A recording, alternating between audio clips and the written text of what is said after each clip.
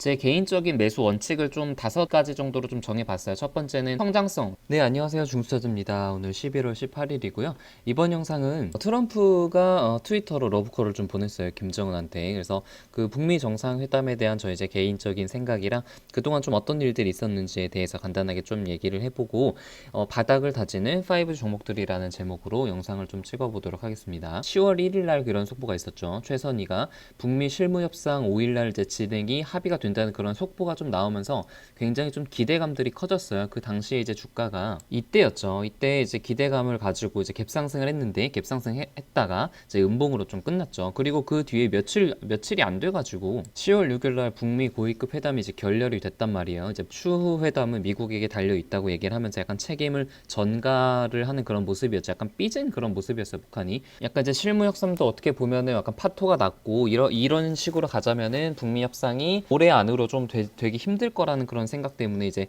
여기서 무려 10%나 좀 많이 하락을 했고, 저는 개인적으로 이때에도 이제 팔지 않았습니다. 이렇게 올랐을 때 한 2번 정도 분할 매도를 좀 했고, 여기서 이제 크게 떨어졌을 때 분할 매수를 했는데 조금 성급하게 그런 매수한 그런 감이 없지 않아 있죠. 그리고 저는 이렇게 많이 하락을 했을 때 약간 또 분할 매수를 했고, 그 뒤로도 금강산 시설들을 다 철수하라 그런 얘기들이 있으면서 또 여기서 또 크게 하락을 했고, 근데 다행히 지금 74,000원 이 아래로는 떨어지고 있진 않고 있어요. 그래서 저는 아직까지는 그 북미 정상회담에 대한 모멘텀이 완전히 깨졌다고는 생각을 하고 있진 않거든요. 만약에 정말 그게 깨지려면은 트럼프 입이나 이제 김정은 입에서 더 이상 이제 미국과 협상을 하지 않겠다 뭐 이런 얘기가 나와야 되는데, 계속 좀 변죽만 좀 올리고 있죠. 그 북미 정상회담을 가운데 두고 계속 그 신경전만 좀 버리는 거예요. 신경전만 좀 버리고 있는 모습이어가지고 저는 적어도 판이 깨졌다고는 생각을 하고 있진 않죠. 그리고 이제 오늘 트럼프가 이제 북미 협상을 재개하자고 사실상 러브콜을 좀 보냈습니다. 연합훈련을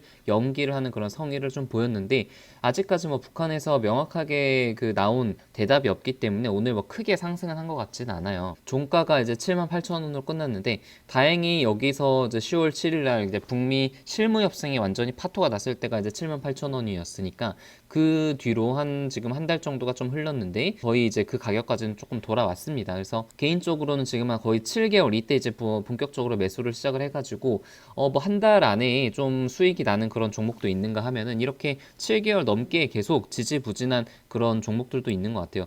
그러니까 어떤 구간에서 어느 정도 상승할지는 사실 아무도 모르잖아요. 여기서 이제 갑자기 이제 실무 협상 이후에 북미 정상회담을 하자고 하게 되면 여기서 크게 상승할 수도 있기 때문에 큰 매매는 하지 않고 계속 이제 홀딩을 하고 있는 거고, 실무 협상을 비롯해서 정상회담이 다시 시작이 된다면은 물론 당연히 한 12만 원 이상까지는 올라갈 가능성이 굉장히 높기 때문에 저는 이제 계속 가진 상태입니다. 결국에는 북미 정상을 할지 안 할지가 가장 중요한 이슈인데, 트럼프가 사실 북한을 그래도 2번이나 만나줬다는 건 굉장히 좀 트럼프 입장에서 굉장히 중요한 카드를 썼다고 생각을 하거든요. 그래서 핵심은 트럼프의 의지인데 이것을 성사시킬 것이냐 아닐 것이냐에 대해서 트럼프가 이미 중요한 카드를 썼기 때문에 이 카드에 대해서는 끝을 좀 보지 않을까, 그러니까 한 번 정도는 더 만나지 않을까 하는 그런 개인적인 믿음으로 가지고 있습니다. 절대 뭐 투자 매도 추천 아니고 저 어떤 시각으로 경협주를 바라보고 있는지에 대해서 말씀을 좀 드렸습니다. 지수가 뭐 그렇게 강하지 않았는데 5G 섹터도 그렇게 강하진 않았죠. 그래도 뭐 아주 막 예전처럼 3% 4% 그렇게 심하게 떨어지는 그런 구간은 조금은 지나간 거라고 생각이 좀 들어요. 그래서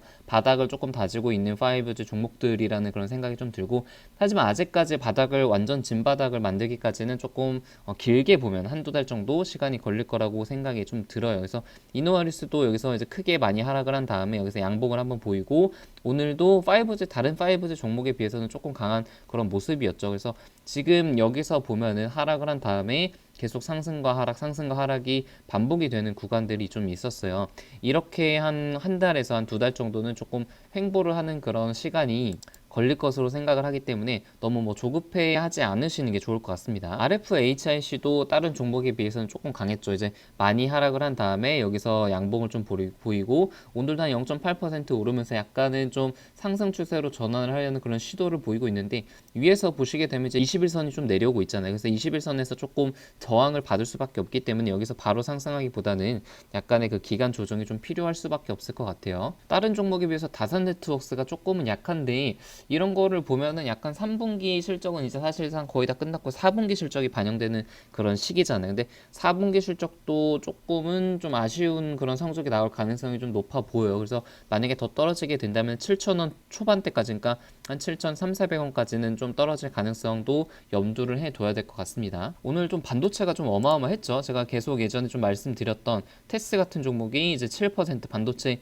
장비주, 특히 이제 낸드 쪽에 집중되어 있는 테스가 굉장히 좀 강했고, 제가 이제 개인적으로는 한 이 구간에서 반도체를 좀 전량 매도를 했었고, 조금만 더 하락을 하면 이제 매수를 해야겠다고, 여기서 지지선이 있는데 지지가 확실히 보이고 쌍바닥 정도를 이루게 되면은 본격적으로 매수를 하려고 했는데, 제가 매수할 시간도 주지 않고 이제 바로 상승을 좀 해버렸죠. 그래서 좀 아쉬운 것은 사실이에요. 이렇게 많이 제가 개인적으로 이제 오를 것이라고 예측을 한 섹터고 예측을 한 종목인데 매수하기 전에 이렇게 올라 버려가지고 아쉬운 것은 사실이긴 하지만, 개인적으로 기분은 좀 좋은 것은 반도체의 어떤 전체적인 사이클, 그러니까 지금 막 적자가 나오고 실적이 가장 안 좋을 때 매수를 해서 실적이 가장 좋을 때 매도를 해야 된다가 이제 반도체에 투자를 한 사이클이라도 투자를 해 보신 분들은 다들 아실 거예요. 그래서 그 사이클을 좀 어느 정도 보는 눈은 갖췄다라고 생각이 들기 때문에 좀 그런 의미로 좀 만족을 해야 될 것 같습니다. 그래서 제가 이제 가지고 있는 포트폴리오 종목들이고, 뷰웍스가 좀 오늘 좋았네요. 뷰웍스 OLED 관련해서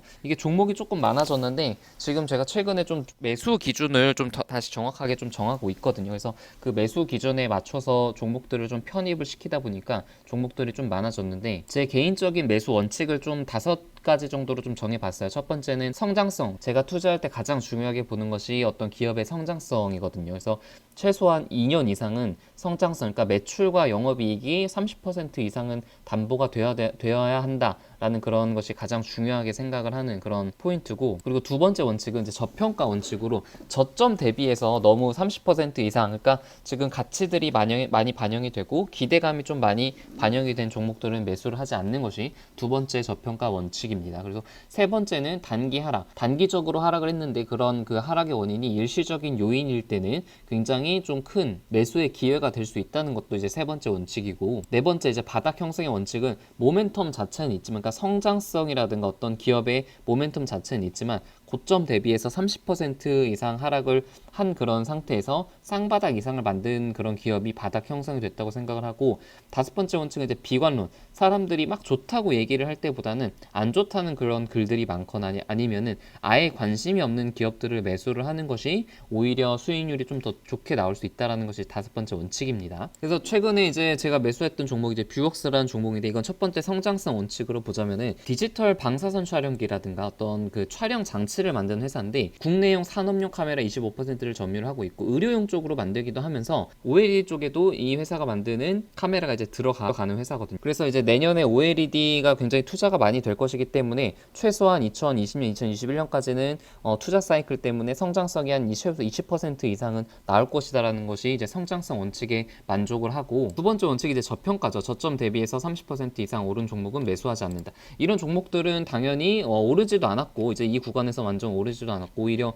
고점 대비해서 어마어마하게 많이 빠졌기 때문에 한 33분의 1 정도로 많이 빠졌기 때문에 굉장히 그 저평가 상태라고 생각을 할 수 있고, 역사적으로 PER이 한 15에서 20 정도로 거래가 되는 구간들이 좀 있었는데 지금 10 정도밖에 되지 않아가지고 굉장히 좀 저평가 구간이라는 것을 알 수가 있고, 최근에 뭐 단기 하락의 일시적인 요인, 이 종목 같은 경우는 특별히 이제 단기 하락은 좀 없었죠. 이거는 뭐 시장 때문에 크게 하락한 것이기 때문에 개별적인 악재 요인은 없었습니다. 그리고 네 번째가 바닥 형성의 원칙에 쌍바닥 이상을 좀 만들었느냐에 대해서는 여기서 바닥을 한번 좀 만들었다고 볼 수 있고, 여기서도 바닥 만들었고 더 이상 이제 하락을 하지 않고 양봉들이 좀 나오는 그런 모습을 보이면서 여기서 이제 더 이상 하락하기는 좀 힘들겠구나, 모멘텀은 있는데 이제 바닥을 형성하는 그런 구간들을 보고 매수를 시작을 했고, 마지막 비관론의 원칙은 아예 관심이 없는 기업들. 거의 이제 뷰웍스 종토방을 들어가 봐도 이거에 대해서 얘기하는 사람도 거의 없고 관심 있는 사람도 거의 없었어요. 그래서 사람들 관심이 너무 많은 종목보다는 이렇게 관심이 아예 없는 종목들이 오히려 수익률이 좀 좋다는 그런